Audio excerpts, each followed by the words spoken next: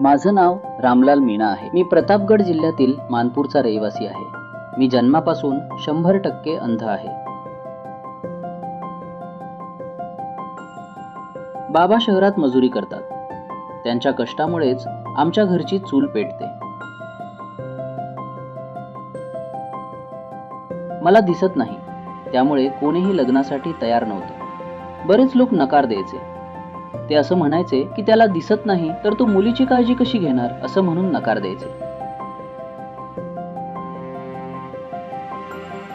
मग समजलं की जवळच्याच गावात एक मुलगी आहे. माझं नाव लसू आहे. शेतात काम करत असताना हाताला सापाने चावा घेतला होता.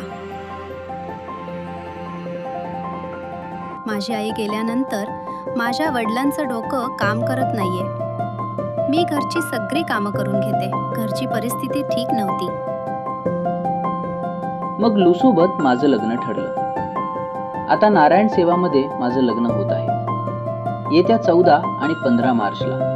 तुम्ही सर्व लोकांनी आम्हाला आशीर्वाद द्यायला नक्की या. ते आमचे धर्म माता पिता बनले आहेत. नारायण सेवा संस्थांनी मला फक्त आधारच दिला नाही, तर मला जीवनसाथी देखील दिली आहे.